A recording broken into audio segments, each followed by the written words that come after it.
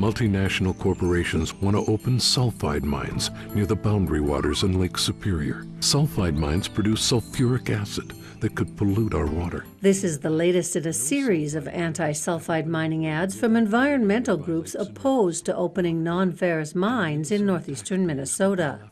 Those opposed to copper-nickel mining say it can't be done without serious, irreparable damage to the environment. But the company closest to opening a copper mine in the Northland says that's simply not the case.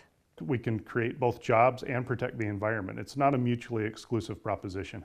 Environmental groups often point to a closed taconite mine near Babbitt that accidentally exposed sulfide-bearing rock and created significant environmental damage in the 1960s. We look at Dunca and Spruce Road and others as canaries in the coal mine to what could very potentially happen with these sulfide mines.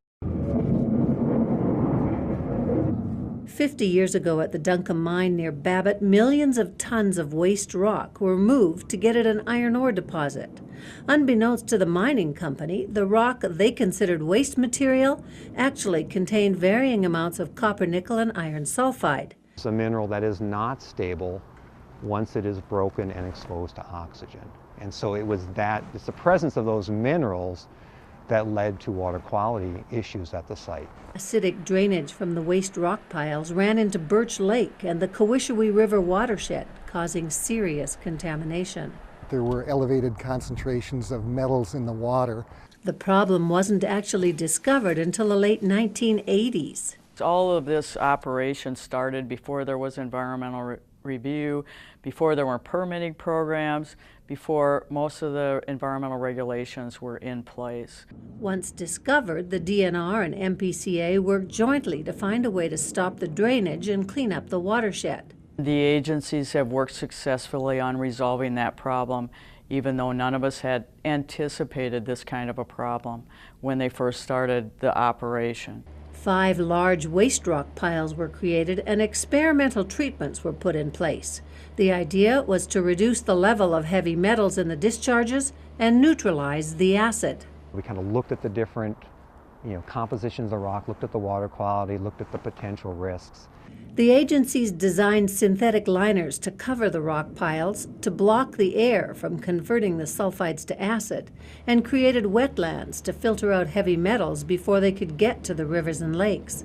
Through years of testing and adjustments, the site now has operational permits from the MPCA, albeit with variances that allow heavy metals to leach out in amounts higher than current state standards.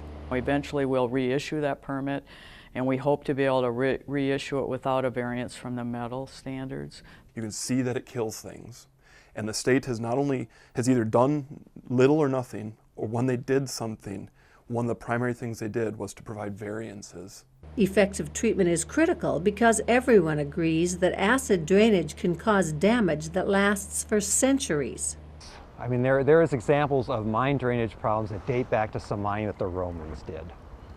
So yeah, this is centuries of problems. Today, as there's existing and very stringent laws, rules, and regulations that are in place before you begin to mine, so you don't end up with a centuries-old issue like they had from Roman times.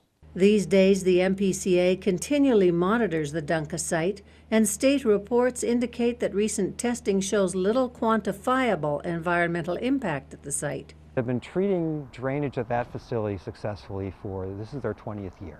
Near Babbitt, Barbara Reyelts reporting.